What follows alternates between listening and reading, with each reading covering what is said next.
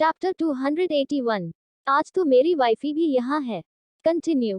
किंजल की तीखी बातों को सुनकर अथर्व जम गया। क्या किंजल उसी के गेम में उसके साथ गेम खेल रही है? किंजल को कुछ हो जाए उसकी वजह से या ऐसे भी, उसे कभी बर्दाश्त नहीं।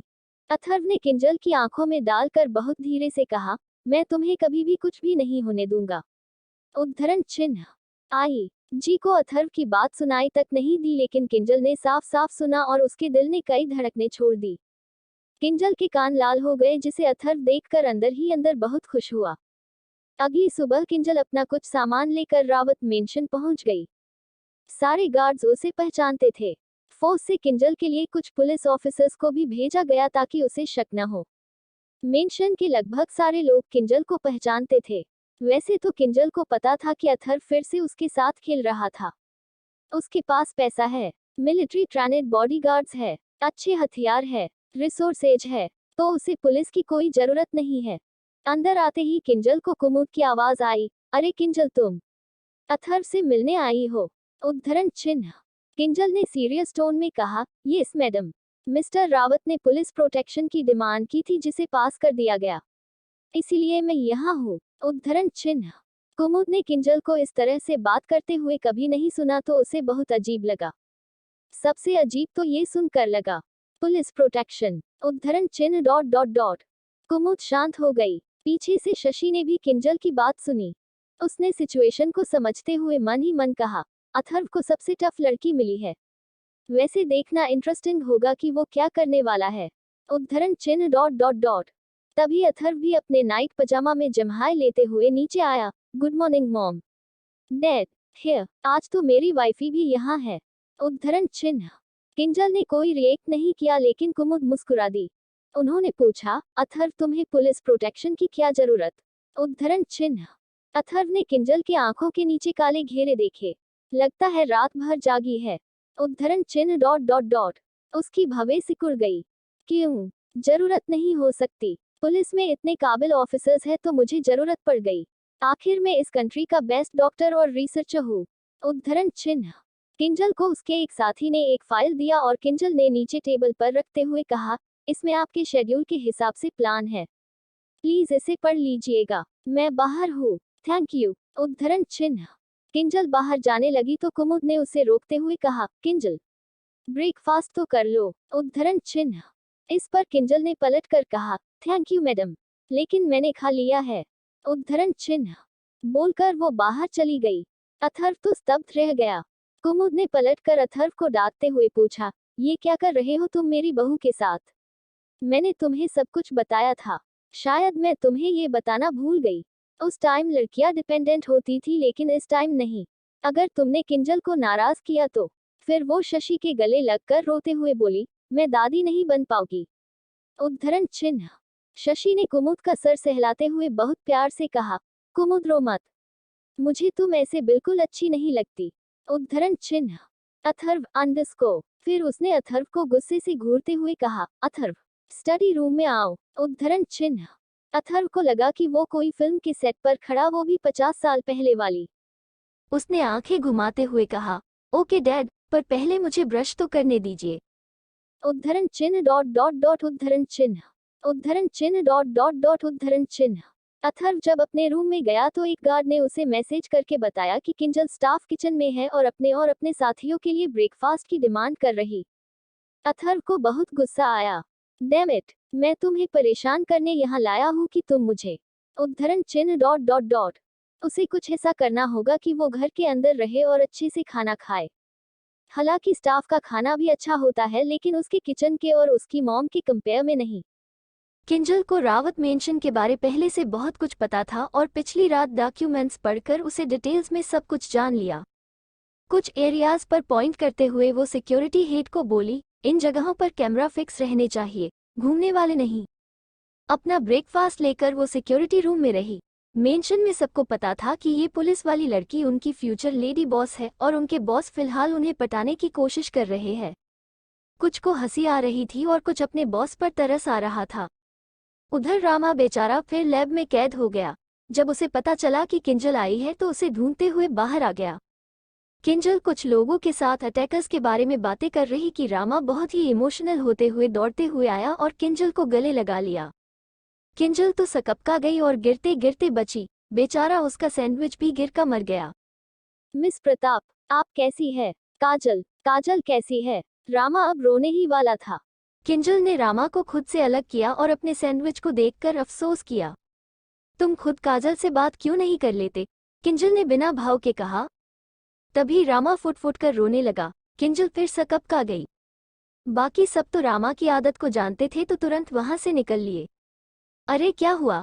अब इसमें रोना क्या है? रामा ने अपनी नाक पोंछते हुए कहा। बॉस मुझसे बहुत गुस्सा है और मुझे काजल से बात भी नहीं करने देते। वो मुझे लैब से भी निकलने नहीं देते। वो बास्टर्ड मुझे तो परेशान करता ही है, साथ इस बच्चे को भी परेशान कर रखा है। कोई बात नहीं, तुम मेरे फोन से बात कर लेना, लेकिन अभी मैं काम कर रही हूँ। और हाँ, काजल ठीक है और उसकी शादी है इस संडे, तो तुम तो आओगे ही। उद्धरण चिन्ह। रामा फिर रोने लगा। अब क्यों रोने लगे? ये खुशी की बात है ना? ये तो खुशी के आंसू है, रामा ने सुबकते हुए कहा। चैप्टर 282। क्या मुझे सैंडविच लेने की वजह से सजा देंगे? कंटिन्यू। किंजल ने अपना सर पकड़ लिया। आखिर रामा की रोने की आवाज वाकई में बहुत तेज थी। खुशी के ऐसे है, दुख के कैसे होंगे? वो पलटा और भाग गया। अथर्व जो रेडी होकर अभी अभी नीचे आया था, वो अथर्व के सामने खड़ा हो गया और उसे रोकते हुए कहा, मुझे भी काजल की शादी में जाना है। अथर्व ने कुछ नहीं कहा और डाइनिंग टेबल पर बैठ गया। बॉस, प्लीज, मुझे जाना है, आप ले चलेंगे न? अथर्व ने ऑमलेट का टुकड़ा खाया और कहा, किसने बताया? मिस प्रताप ने। अथर्व ने हंसते हुए कहा, तो उसी के साथ चले जाना। रामा का खुशी के मारे फिर रोना शुरू हो गया। Okay boss, thank you. उसने 2 सैंडविच एक प्लेट में डाला और फिर से थैंक यू कहा। अगर खाना है तो यही बैठ कर खाओ, रामा जाते हुए बोला। ये मेरे लिए नहीं, मिस प्रताप के लिए है। मैंने उन्हें गले लगाया तो उनका सैंडविच गिर गया। ये सुनते ही अथर्व का चेहरा काला पड़ गया। स्टॉप। रामा एकदम से रुक गया। Come back. रामा रोबोट की तरह पीछे पलटा और वापस आ गया, लेकिन उसका दिल डर से कांपने लगा। क्या मुझे सैंडविच लेने की वजह से सजा देंगे? उसका इमोशंस ब्रेक हो गया और वो फिर से रोते हुए बोला, बॉस, आई एम सॉरी, मैं बिना पूछा सैंडविच नहीं लूंगा। अथर्व ने पूछा, क्या तुमने किंजल को गले लगाया? रामा ने हाँ में सर हिलाया, फिर ना में, फिर अपना सर पकड़कर जमीन पर बैठ गया। बॉस, वो काजल की बड़ी बहन है तो मेरी भी बड़ी बहन हुई, इसमें गलत क्या है? उद्धरण चिन्ह। ये बॉस को क्या हुआ? गले लगाया तो लगाया, इसमें क्या प्रॉब्लम है? मिस प्रताप के आने बॉस बिल्कुल बदल गए हैं, इनका चेकअप करने की जरूरत है। अगली बार उससे 2 कदम की दूरी पर रहकर बात करना, समझे? रामा ने हाँ में सर हिला और भागने की तैयारी करने लगा। तभी अथर्व ने सख्त आवाज में कहा, ये प्लेट ले जाओ और स्पाइसी को दे दो। अथर्व ने उस प्लेट में कुछ फ्रूट्स और एक बाउल सूप भी रख दिया। किंजल ने चुपचाप प्लेट ले लिया, आखिर उसे रामा के कराया था। अथर्व के दिमाग में फिर एक आइडिया आ गया और उसके होठों में डेविल स्माइल भी।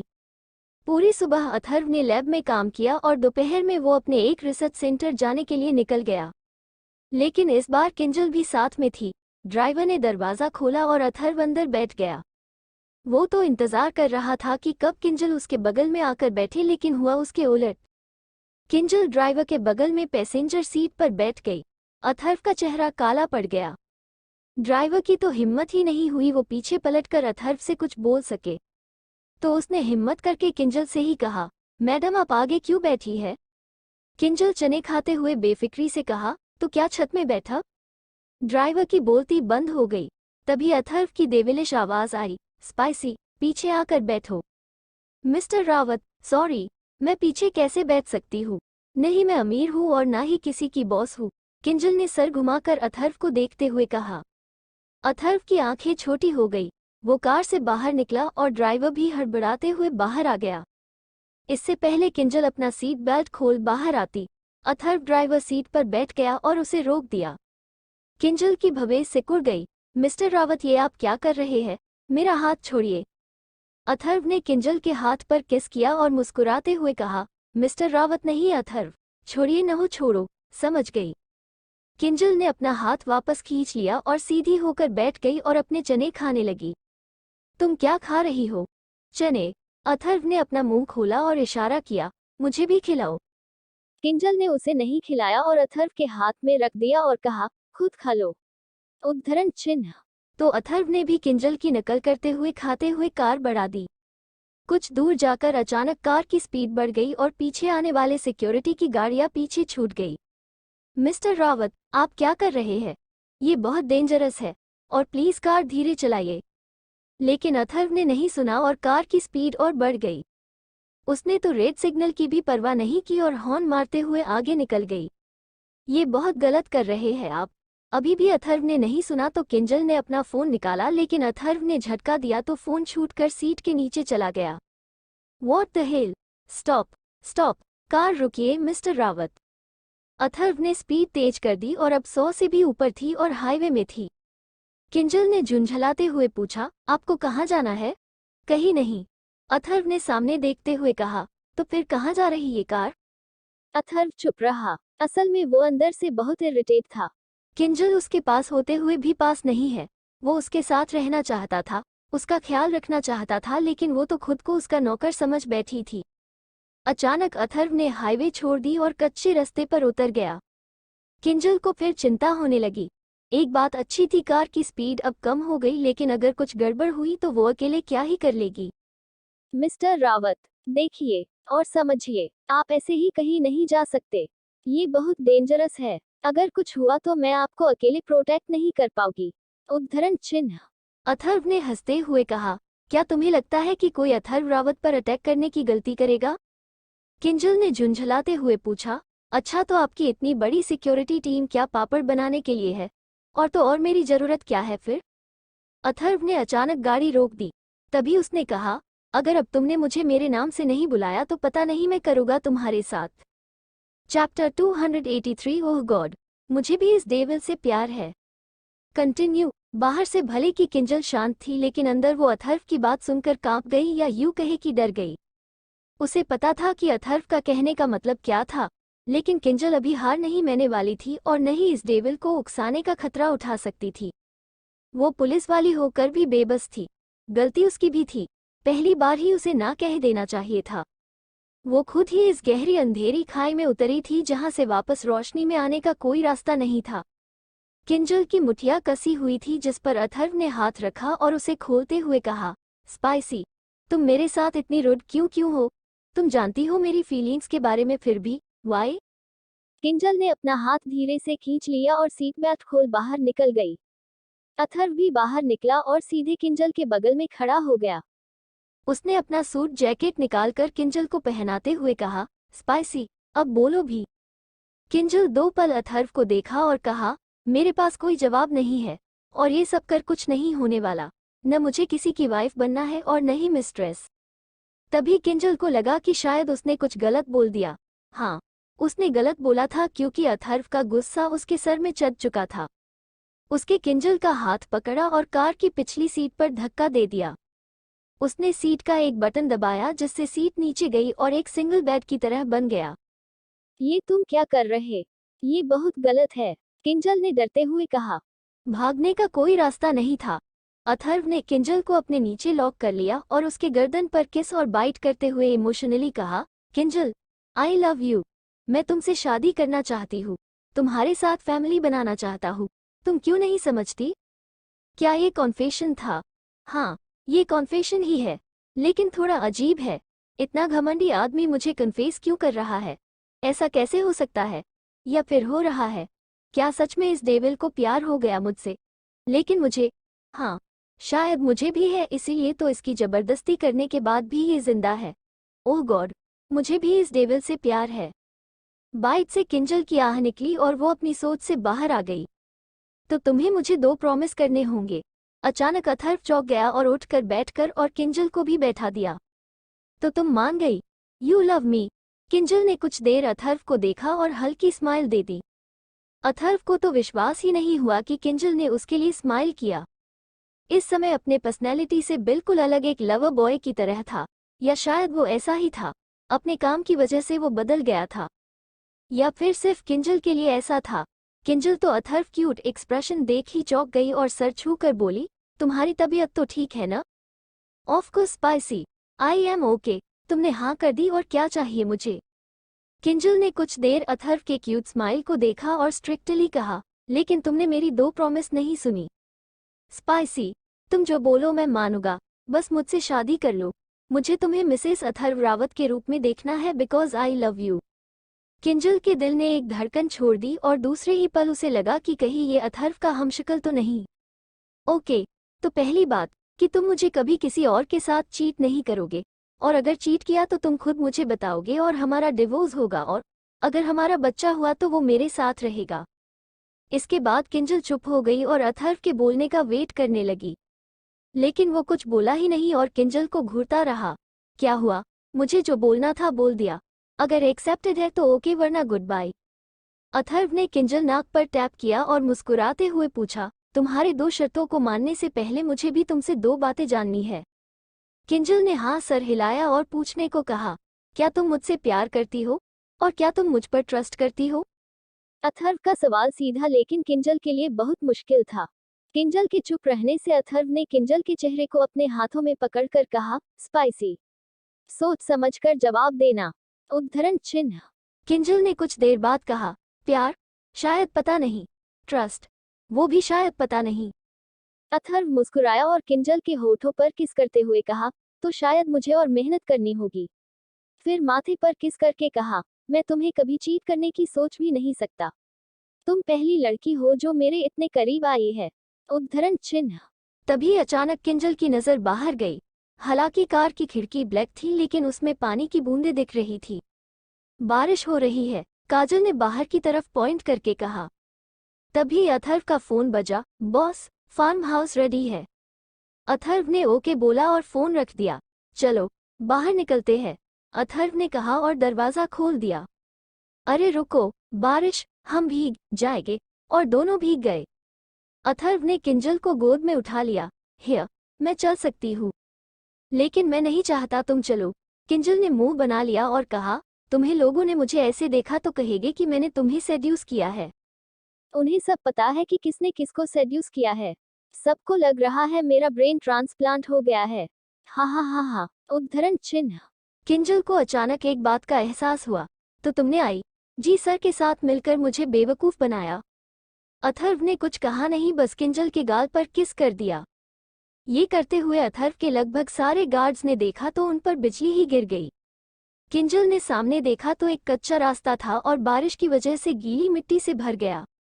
मुझे नीचे उतारो, अगर तुम फिसल गए तो हम दोनों को चोट लग जाएगी। अथर्व ने नामे सर हिलाया और कहा, ट्रस्ट मी। उद्धरण चिन्ह। चैप्टर 284। मैं इस डेविल के सामने स्ट्रिप क्यों करूं? कंटिन्यू। अथर्व के बस 2 शब्दों से ही किंजल कुछ नहीं बोल पाई। सचमुच अथर्व ने किंजल को कैरी कर फार्म हाउस में लेकर आया। कहीं पर भी उसे थोड़ी सी भी परेशानी नहीं हुई। अंदर आते ही अथर्व ने किंजल को नीचे उतारा और पूछा, तो क्या अब तुम मुझ पर ट्रस्ट कर सकती हो? किंजल कुछ कहने वाली थी कि उसे छींक आ गई। आछू। अथर्व तो सकपका गया। सर्दी। उसने किंजल को फिर उठा लिया और बेडरूम के बाथरूम ले गया। जल्दी से कपड़े उतारो और नहा लो, नहीं तो सर्दी सीरियस हो जाएगी। उद्धरण चिन्ह। किंजल तो अवाक होकर देखती रही। मैं इस डेविल के सामने स्ट्रिप क्यों करूं? किंजल कुछ बोलती उससे पहले अथर्व ने अपनी शर्ट निकाल दी। किंजल का चेहरा शर्म से लाल हो गया। क्या हम साथ में नहाने वाले हैं? किंजल को खुद को घूरता देखा अथर्व को समझ आ गया कि वो क्या सोच रही थी। स्पाइसी, ऐसा कुछ है जो मैंने नहीं देखा है, तो तुम शर्मा क्यों रही हो? वैसे भी तुम मेरी होने वाली वाइफ हो तो मुझे आराम से बाद में देख लेना। किंजल ने मुंह बना लिया और एक टॉवल फेंक कर मारा। यहाँ कोई और बाथरूम नहीं है क्या? किंजल ने पूछा। अथर्व अपनी पैंट खोलने ही वाला था कि किंजल की बात सुन वो उसकी तरफ गया और उसके गाल पर उंगलियां फेरते हुए कहा, क्यों, क्या तुम मुझसे डरती हो? अथर्व ने किंजल की टी शर्ट निकाल दी। अंदर किंजल ने गन बेल्ट पहनी थी। अथर्व ने ये देखा तो पता नहीं उसे बहुत प्राउड फील हुआ। उसने गन बेल्ट को खोला और किंजल की गन बेसिन के पास रख दी। किंजल ने एक नजर अपनी गन को देखा, फिर अथर्व को। मैं खुद कर लूंगी। उद्धरण चिन्ह। लेकिन तुम खुद नहीं करती इसीलिए मुझे आना पड़ा। उद्धरण चिन्ह। अथर्व ने किंजल की स्लिप निकाल दी, फिर एक घुटने पर बैठकर उसकी जीन्स के बटन खोलने लगा। किंजल पूरी शर्म से लाल हो चुकी थी और हकलाते हुए बोली, मैं खुद खोल लूंगी। अथर्व ने उसका हाथ धीरे से झटक दिया और खुद करने लगा। किंजल के सुंदर गोरे लंबे पैर को देख अथर्व का गला सूख गया। अथर्व की नजरों से ही किंजल बहुत नर्वस हो गई। वो अभी सिर्फ अपने लॉन्जरी में थी और अथर्व खुद को कंट्रोल नहीं कर पाया। उसने किंजल के कमर को पकड़ा और दृढ़ पेट पर अपने गर्म होंठ रख दिए। किंजल कांप गई और अपने आप उसकी आंखें बंद हो गई। वो तब तक किस करता रहा जब तक वहां लव बाइट के निशान न पड़ गए। किंजल के हाथ अथर्व के बालों को सहला रहे थे। अथर्व ने ऊपर देखा तो किंजल पूरी तरह मदहोश हो चुकी थी। उसे खुद पर गर्व हुआ कि इस टफ लड़की को काबू में करना आसान नहीं था। अगर पहले हुआ होता तो वो उसे एक किक मार देती। उसने किंजल के डाउन क्लॉथ को निकाल दिया और उसे अराउसल की खुशबू आई। अगले ही पल किंजल के सिसकियां पूरे बाथरूम में फैल गई। गर्म पानी के शावर में दोनों ने सेक्स किया और बाथरोब पहनकर अथर्व की गोद में किंजल बाहर आ गए। स्पाइसी, अभी तो मेरे पास तुम्हारे लिए कपड़े नहीं है तो मेरे ही कपड़े पहन लो। किंजल ने चेहरे में मुस्कान थी। उसने अपने लिए ब्लैक शर्ट ली और ब्लैक शॉर्ट्स। अभी उसके इनर्स सूख रहे तो ऐसे ही काम चलाना था। दोनों ने कपड़े पहने और लंच के लिए डाइनिंग एरिया में चले गए। खाते हुए किंजल ने पूछा, अथर्व, अगर हम शादी करेंगे तो तुम्हें काजल से भी बात करनी पड़ेगी। उद्धरण चिन्ह। ये सुनते ही अथर्व खांसने लगा। किंजल ने उसे पानी दिया और पीठ थपथपाते हुए मुस्कुराते हुए कहा, आखिरकार वो मेरी बहन है। अथर्व ने दांत पिसते हुए कहा, लेकिन उसने तो दक्ष से शादी करने से पहले तुमसे परमिशन नहीं ली थी। किंजल ने उसे घूरा और मुस्कुराते हुए कहा, अच्छा, और गलती किसकी थी? अथर्व को लगा उसकी दुनिया खत्म होने वाली है। गलती उसी की थी। वो सेल्फिश था। अगर किंजल के जिंदा होने की खबर वो नहीं छुपाता तो दक्ष डर से काजल की मेमोरी नहीं मिटवाता। और न ही दोनों की शादी होती। मेमोरी एरस वाला कांड भी तो उसी ने किया। अथर्व ने चम्मच को प्लेट पर पटकते हुए रोनी जैसी आवाज में कहा, अब मैं करूं? काजल कभी नहीं मानेगी। शी हेट्स मी। किंजल को हंसी आ गई। अथर्व ने किंजल को ऐसे हंसते हुए कभी नहीं देखा था। उसे देख अथर्व के चेहरे में भी मुस्कान आ गई। किंजल ने हंसते हुए ही कहा, काजल और दक्ष की शादी हो जाने दो, फिर तुम काजल से बात करना। अथर्व ने फिर मुंह बना लिया। उसकी परमिशन की जरूरत है क्या? तुम उससे बड़ी हो ना? ऑफ कोर्स जरूरी है। वही मेरी एकलौती फैमिली है। अथर्व ने मुस्कुराते हुए किंजल के गाल खींचते हुए कहा, शादी के बाद फिर मैं हो जाऊंगा, मेरे मॉम और डैड भी। दोनों ने बहुत अच्छे से लंच किया। योजक चिन्ह योजक चिन्ह योजक चिन्ह। शेखावत पैलेस। ये संडे काजल उसकी वाइफ दोबारा बनने जा रही थी। इससे दक्ष बहुत खुश था। लेकिन कोई उससे काजल से मिलने ही नहीं देता और ऊपर से शेखावत कॉर्पोरेशन का काम भी बढ़ गया। जिन लोगों ने मुसीबत के समय दक्ष को सपोर्ट नहीं किया उनको दक्ष ने लात मार के निकाल दिया। जितना भी नुकसान उन 7 दिनों में हुआ उसे कंट्रोल करने में काफी टाइम लगने वाला था। इतने सालों तक दीक्षित बाहरी दुनिया से कांटेक्ट में नहीं रहा लेकिन बिजनेस के बेसिक को जानता था। दीक्षित के सजेशन ने दक्ष की बहुत मदद की। काम से थककर घर आने के बजाय वो राणा रेसिडेंस गया। केशव ने दक्ष को देखा तो आश्चर्य से पूछा, अरे दक्ष, तुम यहाँ क्या कर रहे हो? दक्ष सकपका गया और धीरे से बोला, काजल। केशव ने मुस्कुराते हुए पूछा, ओह, तुम काजल से मिलने आए हो? दक्ष ने हल्का मुस्कुराते हुए जोर से हाँ में सर हिलाया। केशव की आंखें चौंधिया गई दक्ष की मुस्कान देख। ये सारे शेखावत इतने गुड लुकिंग क्यों है? अच्छा हुआ कृपा मुझे पहले मिल गई। चैप्टर 285 तुम्हारे पास आने से मुझे कोई नहीं रोक सकता। कंटिन्यू। केशव ने भी मुस्कुराते हुए दक्ष को जवाब दिया, तुम नहीं मिल सकते। बेचारे दक्ष का मुंह उतर गया और पूछा, क्यों? Please dad. दक्ष का क्यूट एक्सप्रेशन देखकर केशव को हंसी आ गई। दक्ष, अगर सिर्फ मेरी चलती तो मैं तुम्हें काजल से मिलने दे देता, लेकिन तुम्हारे फैमिली और मेरी फैमिली ने मिलकर डिसाइड किया है। लेकिन क्यों? मैं काजल से क्यों नहीं मिल सकता? दक्ष लगभग रोते हुए पूछा। केशव ने बस कंधे उचका दिए। दरअसल ये दक्ष की सजा थी इतने सारे सीक्रेट्स रखने का। काजल पहले तो नहीं मानी, फिर सोची कि शादी के बाद तो साथ ही रहना है। दक्ष का मुंह लटक गया और काजल की कमरे की तरफ एक नजर देखकर बाहर चला गया। सजा तो दिशांत को भी मिली थी, दक्ष के सीक्रेट्स को छुपा कर रखने का। उसे राधिका के साथ बेड शेयर करना बंद हो गया जब तक शादी नहीं हो जाती। दिशांत ने दक्ष को फोन किया जब वो अपने कार में बैठ गया था। वो खुद ड्राइव करके आया था। Yes dad. उद्धरण चिन्ह। कहाँ हो तुम? उद्धरण चिन्ह। राणा रेसिडेंस। दक्ष ने घर के दरवाजे की तरफ देखते हुए कहा। Come back. तुम्हारी वजह से मैं राधिका से नहीं मिल पा रहा तो तुम्हें भी काजल से मिलना अलाउड नहीं। दक्ष ने मुठिया कस ली और कहा, ओके। उसने फोन रख दिया। लेकिन दुनिया की कोई ताकत उसे काजल से मिलने से नहीं रोक सकती थी। वो चुपचाप कार लेकर चला गया। वही काजल अपनी बालकनी के कोने में खड़े होकर दक्ष को जाते हुए देख रही थी। Daksh, I miss you so much. Kajal ने अपने पेट को टच किया और कहा, डोंट वरी बेबी, हम दोनों जल्दी ही तुम्हारे डैडी से मिलेंगे। काजल को बहुत ज्यादा भूख लगने लगी थी और उसे स्पाइसी खाना ज्यादा पसंद आता था। लेकिन अदरक और गार्लिक की स्मेल उसे बर्दाश्त नहीं थी। घर के शेफ को रात में काजल के लिए कुछ हेल्थी और स्पाइसी बनाकर रख देने को कहा गया था। आधी रात में काजल अचानक उठ गई और अपने पेट को पकड़कर बोली, यार, मुझे तो सपने में भी बिरयानी दिखाई देता है। वो अपने पैरों को रगड़ते हुए किचन तक गई। काजल के लिए पूरे घर में फ्लो सेंसर लाइट्स लगा दिए गए थे ताकि उसे रात में चलने में परेशानी न हो। काजल ने जम्हाई लेते हुए फ्रिज खोला तो उसे चिकन सैलड दिखा। उसने गर्म किया और खाने लगी। पेट की भूख तो शांत हो गई, लेकिन टेस्ट का क्या? मुझे बिरयानी चाहिए, बिरयानी। कल मैं मॉम को बिरयानी बनवाने बोलूंगी। उद्धरण चिन्ह डॉट डॉट डॉट। अपने मूड खराब करते हुए वो वापस अपने कमरे में आई। जैसे ही उसने दरवाजा खोला उसे चिकन बिरयानी की मुंह में पानी लाने वाली खुशबू आई। वाओ, बिरयानी। फिर अपने सर झटकते हुए, ओह गॉड, अब मुझे बिरयानी की खुशबू भी आने लगी। मुझे सो जाना चाहिए। खुद को इतना समझने के बाद भी उसे खुशबू आ रही। अचानक उसने कॉफी टेबल पर प्लेट दिखी जिसमें बिरयानी रखी थी और बगल में रायता बाउल भी था। काजल ने अपने आंखों को मला, क्या मैं इतनी भुक्कड़ हो गई हूँ कि मुझे दिख भी रही है? काजल टेबल के पास गई और आखिरकार बिरयानी टेस्ट किया। वाओ, ये सच में है, सो यम्मी। काजल ने दूसरा बाइट खाया और उसकी आंखें चमक गई और खड़ी हो गई और अगल बगल देख बोली, दक्ष, क्या तुम यहाँ हो? अचानक उसकी कमर को बाजुओं की जोड़ी ने अपने आगोश में ले लिया। काजल पहले चौंक गई, लेकिन वही जानी पहचानी खुशबू से वो शांत भी हो गई। दक्ष, मैंने तुम्हें बहुत मिस किया। दक्ष ने काजल की गर्दन में अपना चेहरा छुपा लिया और खुशबू लेते हुए कर्कश आवाज में कहा, मैंने तुम्हें बहुत ज्यादा मिस किया। दोनों कुछ देर ऐसे ही खड़े रहे। फिर दक्ष ने काजल को चेयर पर बैठाया और अपने हाथों से बिरयानी खिलाने लगा। तुमने बनाया है न? दक्ष ने हाँ में सर हिलाया। काजल ने दक्ष के होठों पर किस किया और कहा, थैंक यू डोडो, बहुत टेस्टी है हमेशा की तरह। काजल ने भी दक्ष को खिलाया।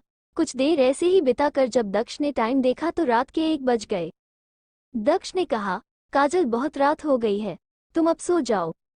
काजल ने दक्ष को पकड़कर बेड पर बैठाया और पूछा, तुम अंदर कैसे आए? दक्ष ने काजल का सर सहलाते हुए कहा, तुम्हारे पास आने से मुझे कोई नहीं रोक सकता, तो फिर यही रुक जाओ, बाद में जाना। दक्ष मना नहीं कर सका। आखिर वो भी तो यही चाहता था।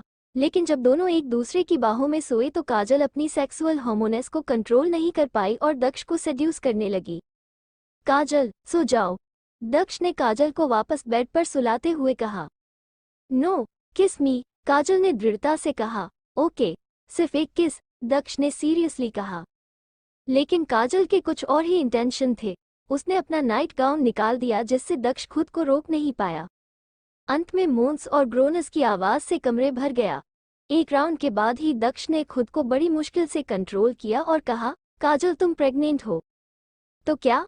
डॉक्टर ने सेक्स करने से मना नहीं किया है। 5 से 6 महीने तक हम कर सकते हैं। लेकिन अगर कुछ, तुम जानती हो ना मैं कितना इंटेंस हो जाता हूँ। काजल ने दक्ष को किस किया और कहा, ओके, कभी कभी, लेकिन हमेशा प्लीज, नहीं तो मैं तुमसे बात नहीं करूँगी। दक्ष ने हामी भरी और दोनों ने एक पैशनेट किस किया और सो गए। दक्ष को कितने दिनों बाद अच्छी नींद आई। कुछ देर के लिए ही सही, वरना कुछ दिनों से वो 2 या 3 घंटे ही सो पा रहा था। कुछ देर पहले एक गार्ड ने केशव को बताया कि कोई छोटी मैडम के कमरे में बालकनी से गया है। केशव मुस्कुराया और पूछा, कौन था? गार्ड ने सर झुकाकर कहा, अंडरवर्ल्ड किंग, तुम्हारे पास आने से मुझे कोई नहीं रोक सकता। चैप्टर 286। किंजल की पुलिसगिरी और अथर्व को हार्ट अटैक। कंटिन्यू। केशव मन मन मुस्कुराया और मन ही मन सोचा, फिलहाल तो वो एक लवर बॉय है जिसे अपनी गर्लफ्रेंड से मिलने नहीं दिया जा रहा। 2 विलन फैमिली की वजह से। उद्धरण चिन्ह। फिर उसने गार्ड से कहा, जाने दो, किसी को बताने की जरूरत नहीं, और जब दक्ष जाए तो किसी को उस पर ध्यान देने की भी जरूरत नहीं। उद्धरण चिन्ह।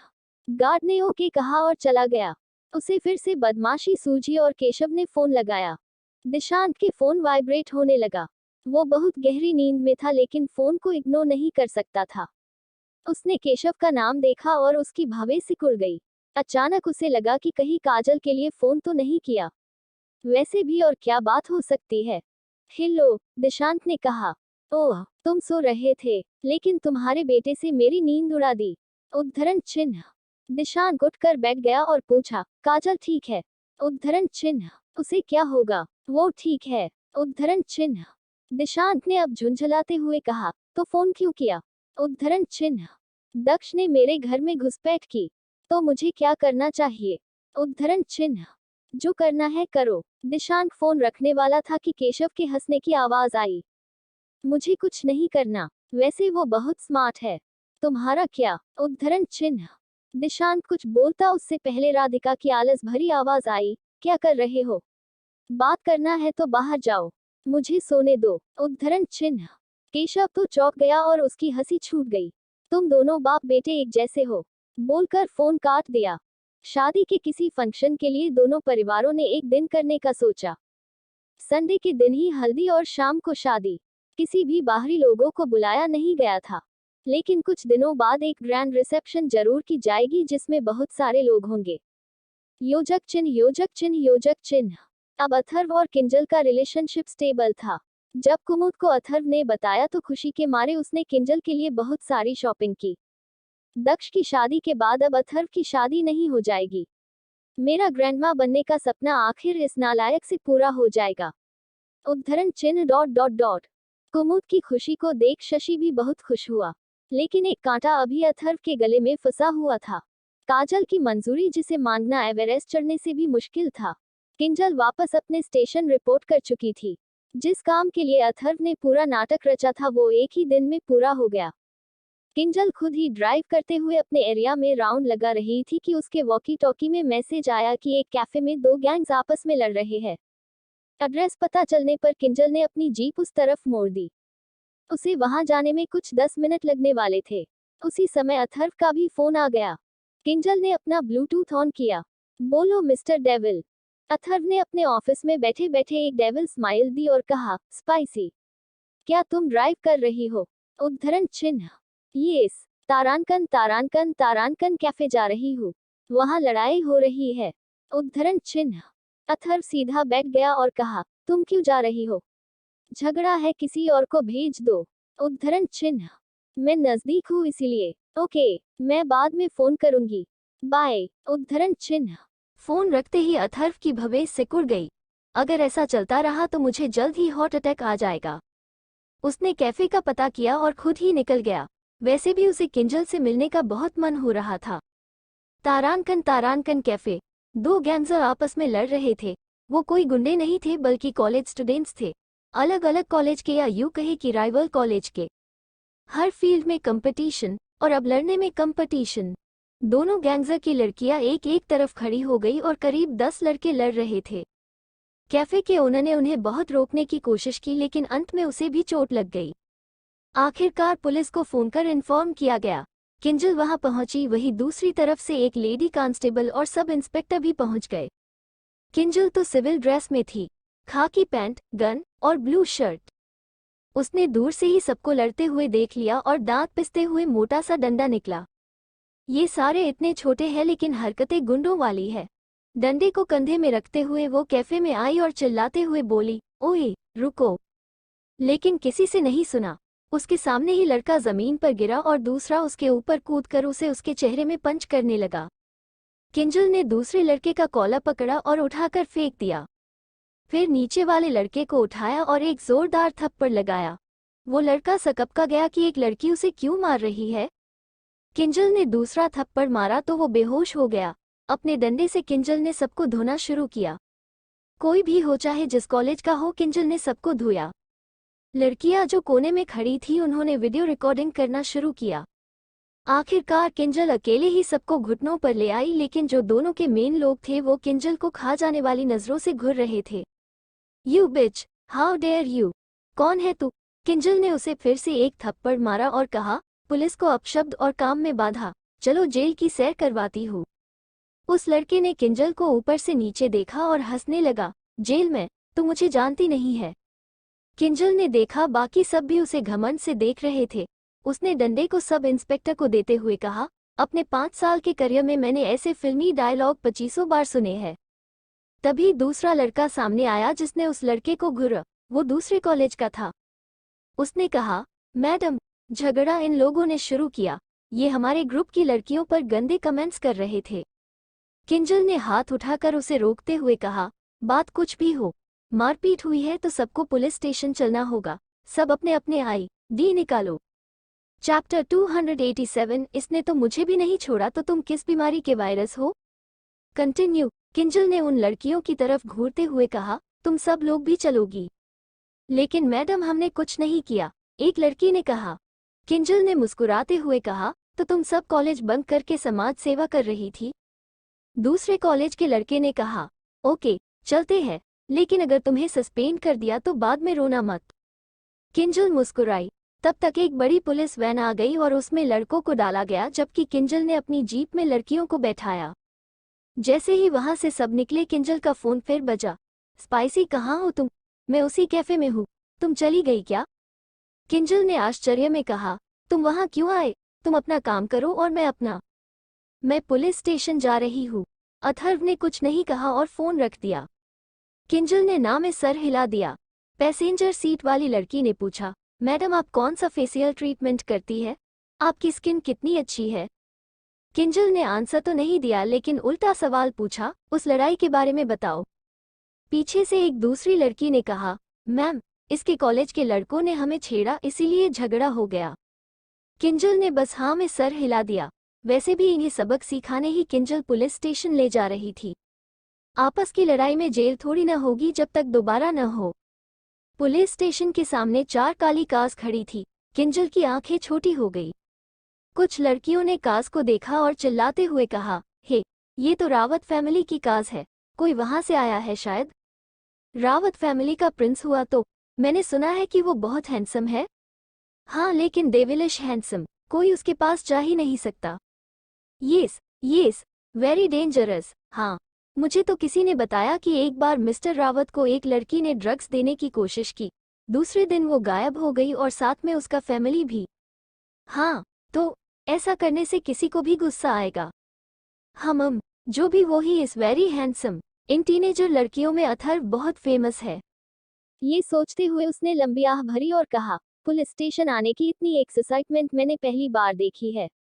वैसे तुम सब तो राइवल थी, अब क्या हुआ? उद्धरण चिन्ह। सारी लड़कियों ने अपना मुंह बंद कर लिया और चुपचाप किंजल के पीछे अंदर चली गई। वैसे किंजल को अथर्व की तारीफ किसी और लड़की के मुंह से सुनने में जलन हो रही थी। अंदर आते ही अथर्व दिख गया। वो बेंच पर पैर चढ़ाए बैठा हुआ था। किंजल को देखते ही वो खड़ा हो गया और उसके पास आते हुए पूछा, इतना लेट? पीछे खड़ी लड़कियों ने सोचा कि अथर्व उनसे बात कर रहा है, तो एक ने हिम्मत कर कहा, मिस्टर रावत, प्लीज हमें बचा लीजिए। हमने कुछ नहीं किया, मैम ने हमें यूं ही पकड़ लिया। उद्धरण चिन्ह। अथर्व ने न उन लड़कियों की तरफ देखा और न ही उनको सुना। अथर्व ने किंजल को खींचकर उसके केबिन में ले गया और उसे ऊपर से नीचे ध्यान से देखते हुए कहा, तुम ठीक हो? तुम्हें कुछ हुआ तो नहीं? उद्धरण चिन्ह। किंजल का दिल जोर से धड़क रहा था। फिर उसने हंसते हुए कहा, नहीं, मुझे कुछ नहीं हुआ। जब मैं तुम्हारे स्कल्पेल से बच गई तो ये सब तो कुछ नहीं। उद्धरण चिन्ह। अथर्व जम गया। उसे याद आया कि जब उसे किंजल के हॉट कंडीशन का पता चला था तो उसे निकालने के लिए वो कितना बेताब था। उसने किंजल को गले लगा लिया और कस के अपनी आंखें बंद कर ली। किंजल प्लीज, तुम चाहे कुछ भी बोल लो, लेकिन उस टाइम के बारे में बात मत करो। किंजल ने अथर्व को खुद से अलग किया और उसके होठों पर किस कर कहा, इट्स ओके। उसी समय केबिन के बाहर से हल्ला होने की आवाज आई। बाहर बहुत सारे वकील खड़े थे और पुलिस कमिश्नर भी। किंजल को देख कमिश्नर ने कहा, ये सब क्या है इंस्पेक्टर, तुमने इन्हें अरेस्ट क्यों किया? ये सब आपस में लड़ाई कर रहे तो यहाँ लाना पड़ा, किंजल ने कंधे उचकाते हुए कहा। कमिश्नर ने सारे लड़कों को देखा जिनमें से कुछ का चेहरा सूजा हुआ था। उन्होंने फिर वकीलों को देखा जो भी मुंह बनाकर खड़े थे। किंजल ने हंसते हुए कहा, सर, आप भी ना इतनी छोटी बात पर अपने ऑफिस छोड़कर आ गए। फिर वकीलों की तरफ देखते हुए कहा, आप लोग भी अपना टाइम ऐसे ही वेस्ट कर रहे हैं, ले जाइए, लेकिन अगली बार अगर इनमें से कोई भी ऐसा करते पकड़े गए तो जेल में। एक लड़के ने चिल्लाते हुए कहा, नहीं सर, हमें इतनी चोट आपस में लड़ने से नहीं बल्कि इसने हमें मारा। किंजल को हंसी आ गई, कितने कमजोर हो तुम सब। उस लड़के को अब अपनी कही बात पर पछतावा होने लगा। उन सब ने एक अकेली औरत से मार खा लिया। तभी किंजल के केबिन से हंसते हुए कोई बाहर आया। इसने तो मुझे भी नहीं छोड़ा, तो तुम किस बीमारी के वायरस हो? किंजल ने अथर्व के कहावत को अपने हिसाब से कहने पर मुंह बना लिया, नार्सिस्ट। कमिश्नर ने अथर्व को ध्यान से देखा और उसकी आंखें चौंकने से बड़ी हो गई। आप, मिस्टर रावत, अथर्व रावत, आप ही है न? अथर्व की एक भव उठ गई और वो चुपचाप उसी बेंच पर बैठ गया और कहा, don't mind me, continue. Kinjal ने फिर कमिश्नर से कहा, इन सब को ले जाइए, अगर मेरे एरिया में कुछ हुआ तो मैं किसी की नहीं सुनने वाली। सारे लड़के किंजल को घूरते हुए दर्द से कहराते हुए चले गए। सारी लड़कियां अथर्व की वजह से जाना ही नहीं चाह रही थी। एक लेडी कांस्टेबल ने फटकारते हुए कहा, तुम लोगों को नहीं जाना क्या? कुछ खातिरदारी चाहिए? सारी लड़कियां सकपका गई और भाग गई। वो कांस्टेबल जो अथर्व से उस दिन मिला था वो घबराते हुए किंजल के पास आया और धीरे से पूछा, मैडम, क्या ये लड़का आपका सच में बॉयफ्रेंड है? किंजल ने आंखें सिकुड़ी, फिर अथर्व को देखा और हाँ में सर हिला दिया। चैप्टर 288 काजल की मेहंदी, कंटिन्यू। सबके जाने के बाद भी अथर्व वहां से गया नहीं और किंजल के केबिन में बैठ गया। किंजल ने ध्यान दिया कि अथर्व को यहाँ बैठ अनकंफर्टेबल लग रहा है। तुम यहाँ क्यों रुके हो? तुम्हें काम नहीं है क्या? किंजल ने बिना अथर्व की तरफ देखे कहा। नहीं, मैं फ्री हूँ। किंजल ने अपना पेन नीचे रख लिया और अपनी चेयर पर आराम से बैठते हुए कहा, चाय पियोगे? अथर्व चाय नहीं पीता था, सिर्फ ब्लैक कॉफी, कभी कभी मिल्क कॉफी। लेकिन जब किंजल ने कहा है तो पीने में प्रॉब्लम क्या है? अथर्व ने हाँ में सर हिलाया। किंजल ने उसकी नाक को उसकी आंखों में देख लिया और मुस्कुराते हुए एक मैसेज कर दिया। 5 मिनट बाद एक छोटा बच्चा आया और किंजल को सल्यूट किया, जिससे किंजल मुस्कुरा दी। अथर्व तो चौंक गया, उसने ऐसा कुछ कभी नहीं एक्सपीरियंस किया था। किंजल ने उस बच्चे का सर थपथपाया और पूछा, रोहित, पापा कैसे है? रोहित ने किंजल को चाय दी और अथर्व के सामने कॉफी रख दी और उसे मुस्कुरा कर देखा और कहा, पापा को हॉस्पिटल वालों ने निकाल दिया, तो अब घर पर है। वैसे ठीक ही है, ज्यादा दिन जिंदा नहीं रहेंगे, तो माँ के साथ की रह ले। अथर्व ने उस छोटे बच्चे के बेबाक बातों को सुना, लेकिन उसे समझ नहीं आया कि क्या बोले। किंजल ने अथर्व से कहा, हियर, तुम्हारे लिए कॉफी है, बहुत अच्छी बनती है। रोहित ने धीरे से पूछा, मैडम ये कौन है? एकदम हीरो जैसा दिख रहा है, मैं तो कहूँ कि हीरो से भी मस्त। किंजल को हंसी आ गई और अथर्व ने सब सुना और हल्का मुस्कुरा दिया। इस बार अथर्व ने खुद कहा, मैं इस मैडम का बॉयफ्रेंड हूँ। और रोहित, मुझे ये बताओ कि तुम्हारे पापा को क्या हुआ है? अथर्व ने कॉफी टेस्ट किया, वाकई में अच्छी थी, उसकी मॉम जैसा। रोहित ने सर खुजाते हुए कहा, कैंसर है, लेकिन बचने वाला नहीं। माँ बोलती थी ज्यादा दारू मत पियो, लेकिन वो माना नहीं और हो गया कैंसर। किंजल ने रोहित को जाने को कह दिया। फिर वो अथर्व को बोली, सारे बच्चे चांदी के चम्मच के साथ पैदा नहीं होते। रोहित का मैथ्स बहुत अच्छा है, वो कॉलेज के मैथ्स प्रॉब्लम को भी सॉल्व कर लेता है, लेकिन क्या फायदा, खुद को भी सपोर्ट करने के लिए उसके पास कोई नहीं है। अथर्व ने बहुत प्यार से किंजल को देखा और डेविल स्माइल के साथ कहा, स्पाइसी, तुम जो कहना चाहती हो उसे बोल दो। किंजल ने भी डेविल मगर मीठी स्माइल दी और कहा, कुछ तो अच्छे काम कर लो। अथर्व ने अपनी कॉफी की आखिरी सिप ली और उसकी तरफ झुकते हुए कहा, अगर तुम मुझे किस करोगी तो मैं गुड बॉय बनने की कोशिश करूंगा।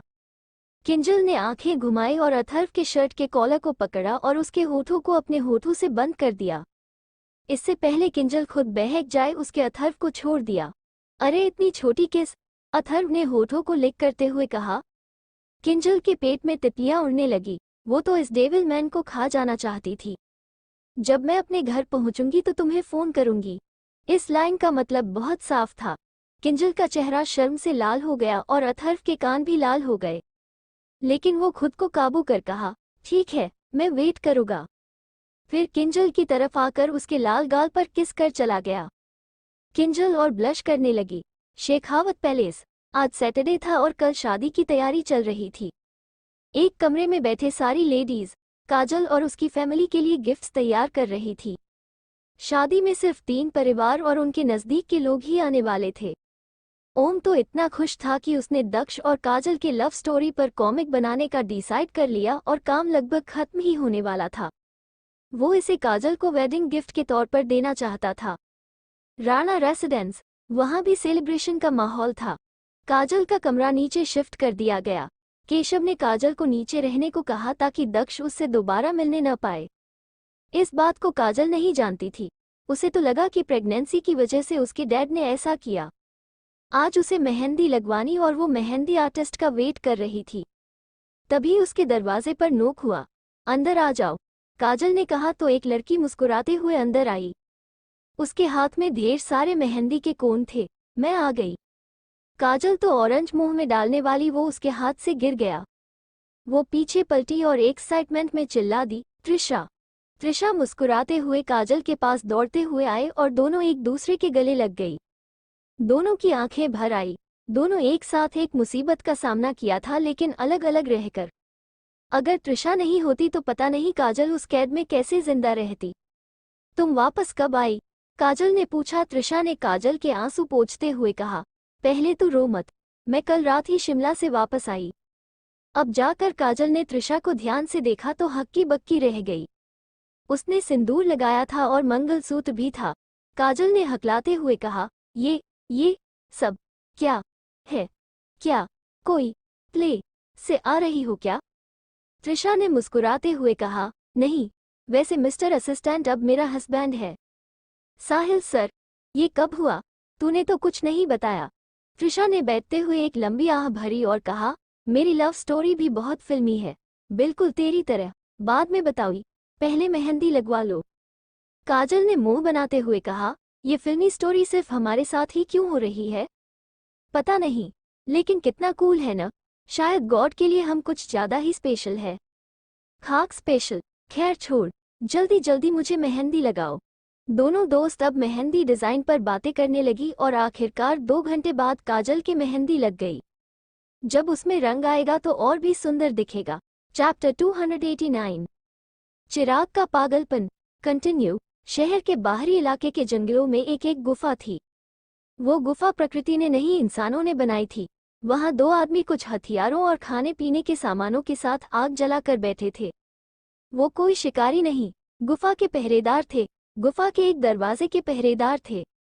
वो दरवाजा अंडरवर्ल्ड या हेल का रास्ता था। जो कैदी वहां जाता कभी वापस नहीं आता। उस दरवाजे से नीचे जाती हुई पत्थर की सीढ़ियां था। उन सीढ़ियों से होते हुए नीचे कई लोग थे जो पहरेदार थे और कैदियों को सिर्फ जिंदा रखते थे। वही एक सेल में चिराग ने अपनी आंखें बंद रखी थी। वो जिंदा रहने की कोशिश कर रहा था। उसके हाथ पैर जंजीरों में बंधे थे और खून की बदबू इतनी थी कोई साधारण इंसान दम घुटने से मर जाए। वो अंडरवर्ल्ड किंग का हेल था। वो दक्ष की पर्सनल जेल थी जिसे दक्ष खुद देखता था और कंट्रोल करता था। इस जगह को अथर्व भी यूज करता था और अब कुणाल भी। एक हट्ठे कट्ठे आदमी ने 2 सूखी रोटी और पानी की बोतल सेल के अंदर सरका दिया और कड़क आवाज में कहा, खा लो, और चला गया। चिराग ने अपनी आंखें खोली। उसकी आंखें लाल थी।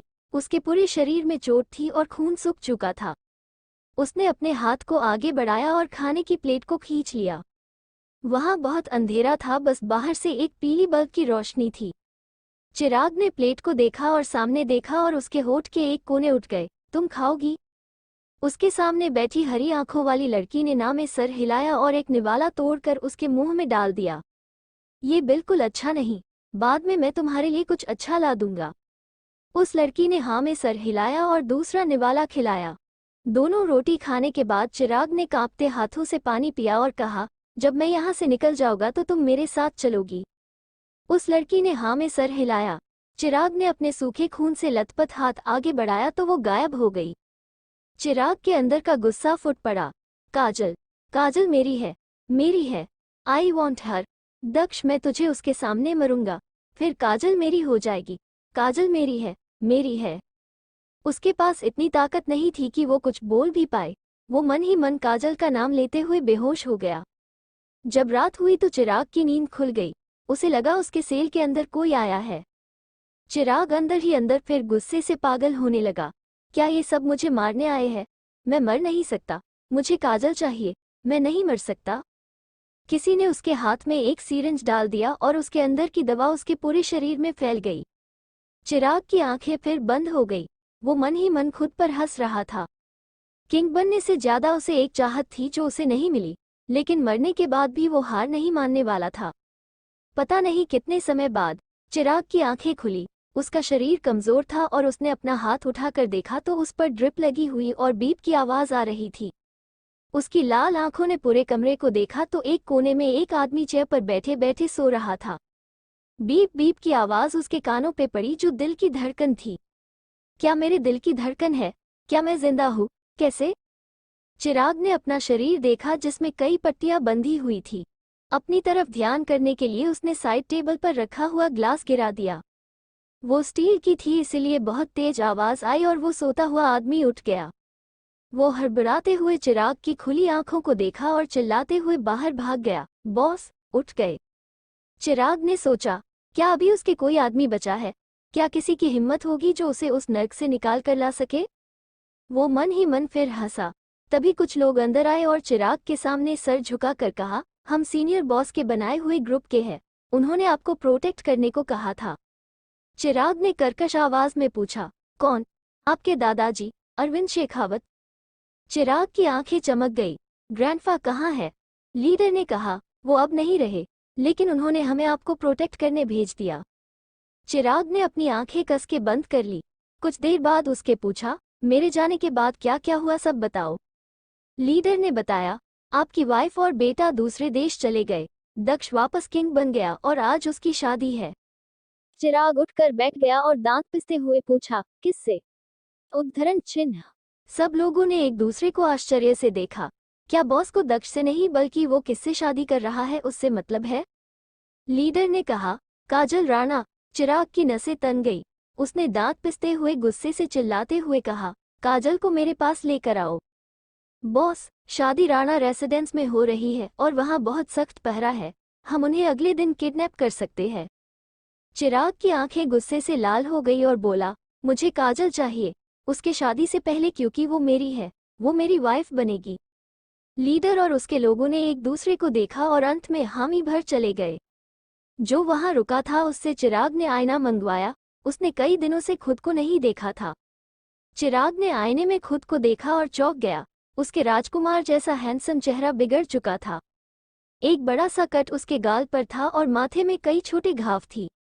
उसका चेहरा सूखा हुआ लग रहा था, जैसे सालों से उसे खाना नहीं मिला हो। उसके बाल छोटे छोटे काट दिए गए थे। चिराग ने गुस्से से आईने को फेंक दिया। काजल, तुम्हें भी मेरे जैसा बनना होगा। बदसूरत, आखिर हम हमेशा साथ रहने वाले हैं तो एक सुंदर हो ये अच्छी बात तो नहीं। उद्धरण चिन्ह। ये बोल वो जोर जोर से हंसने लगा। चैप्टर 290 बस थोड़ा सा रोमांस सीख रहा हूँ। कंटिन्यू। चिराग दक्ष के बनाए गए हेल से भाग चुका है। ये किसी को पता ही नहीं चला। आज तक कोई वहां से नहीं निकल सका तो शक होना नामुमकिन था। चिराग को उसके लोग इसीलिए निकल पाए क्योंकि उस जगह को अरविंद शेखावत अच्छी तरह जानता था। वहां कौन सा खुफिया रास्ता है और कहाँ कितने पहरेदार हो सकते हैं, सब कुछ। मरने से पहले उसने अपने पोते को बचने के लिए सब कुछ किया, लेकिन उसके मरने के बाद उसकी चिता को आग देने वाला भी कोई नहीं था। एक दर्दनाक और लावारिस की तरह मौत हुई उसकी। लेकिन चिराग ये सब जानकर भी क्या करता? उसे पावर चाहिए था जो उसके दादा ने दिया। दक्ष और उसका परिवार चिराग के भाग जाने से अनजान राणा रेसिडेंस की तरफ निकल गए। दक्ष ने काजल के लहंगे से मैचिंग शेरवानी पहनी थी और पर्पल रंग की पगड़ी भी पहनी थी। आज दक्ष के चेहरे में कोल्ड एक्सप्रेशन नहीं था बल्कि एक छोटी सी मुस्कान थी और आंखों में चमक थी। उसने अपने पॉकेट में चेक किया कि उसने काजल के लिए गिफ्ट तो लिया है ना। कई सारी गाड़ियां एक साथ शेखावत पैलेस से निकली। दीक्षित ने अपनी इमोशनल आवाज में कहा, सीमा, मैंने अपने बच्चों में से किसी की शादी नहीं देखा, आज देख पाओगा। सीमा ने दीक्षित के झुर्रीदार हाथ को थपथपाया और मुस्कुराई। लेकिन एक टीस सीमा के मन में रह गई, जो शायद हमेशा रहे। राणा रेसिडेंस, काजल आईने के सामने एक दुल्हन की तरह सज कर खड़ी थी। लेकिन वो सिर्फ खड़ी नहीं थी, त्रिशा के साथ मिलकर किंजल का मेकअप कर रही थी। तुम दोनों सटक गए हो क्या? मेरे पीछे क्यों पड़े हो? मैंने पहले ही झालर जैसे कपड़े पहन लिया, अब क्या बच्चे की जान लोगी? त्रिशा और काजल ने एक दूसरे को देखा और हंसने लगी। दी, थोड़ा सा ही मेकअप करना है, आप तो वैसे ही वर्ल्ड ब्यूटी है, काजल ने कहा। यस, किंजल दी इज मोस्ट ब्यूटीफुल। काजल तू दी का मेकअप कर, मैं इनके बाल कल करती हूँ, त्रिशा ने कर्ल मशीन उठाकर कहा। किंजल की बिल्कुल नहीं चली और सारा काम हो गया। लेकिन इस समय काजल सबसे सुंदर थी, आखिर वो दुल्हन जो थी।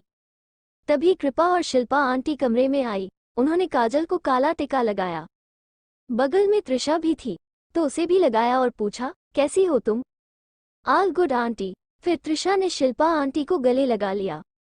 कृपा ने किंजल को भी देखा लेकिन कुछ नहीं कहा। किंजल ने भी कोई रिएक्ट नहीं किया।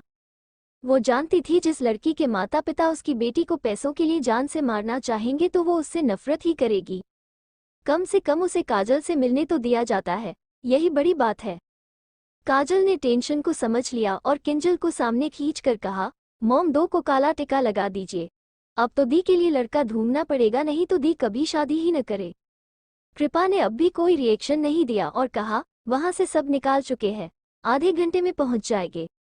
कृपा वहां से चली गई लेकिन शिल्पा आंटी ने किंजल को काला टिका लगाया और उसका सर थपथपा कर चली गई। कुछ ही देर में पूरा शेखावत परिवार पहुंच गया। दक्ष को देखने से लग रहा था कि वो एक राजा है, और है भी क्योंकि वो दीक्षित का पोता है जो रॉयल फैमिली से है। कृपा ने एंट्रेंस पर दक्ष की आरती उतारी और सबको अंदर ले आई। अनिका की आंखें तो कुणाल को ढूंढ रही थी। सिल्वर कलर के लहंगे में वो सबसे अलग आसमान की परी लग रही थी। कुणाल तो शुरू से ही अनिका पर नजर रखे हुआ था। उसका तो मन हुआ कि उसे कहीं छुपा ले और सिर्फ वो ही उसे देखता रहे। जब दोनों की नजरें मिली तो अनिका का चेहरा शर्म से लाल हो गया और अपने माँ के पीछे छुप गई। कुणाल को बहुत हंसी आई। दक्ष ने अपनी नजरें घुमाई तो काजल का कहीं पता नहीं था। वो तो किसी से पूछ भी नहीं सकता था। तभी त्रिशा और किंजल कमरे से निकलकर लिविंग रूम में पहुंच गई जहां सब बैठे थे। दक्ष का बहुत मन हुआ पूछने का, प्लीज मेरी काजल को मेरे पास ले आओ। साहिल अपने डैड के साथ लास्ट में बैठा था। साहिल अभी भी बिना सहारे के चल नहीं पाता था, तो उसे या तो त्रिशा या छड़ी का सहारा लेना पड़ रहा था। त्रिशा फौरन दोनों के पास चली और उनसे बातें करने लगी। रही किंजल की बात तो वो अभी दरवाजे की तरफ देख रही थी। दक्ष ने किंजल की नजरों का पीछा किया। जब पूरा रावत परिवार आता हुआ दिखा तो किंजल की आंखें चमक गई।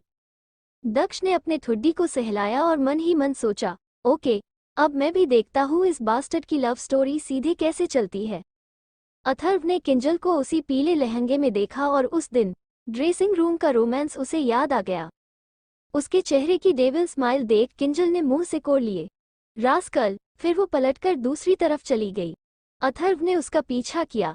कुमुद और शशि सब मिले और दक्ष को बधाई दी। जब कुमुद ने अथर्व को कुछ बोलने के लिए पीछे मुड़ी तो वो गायब था। अब ये नालायक कहाँ चला गया?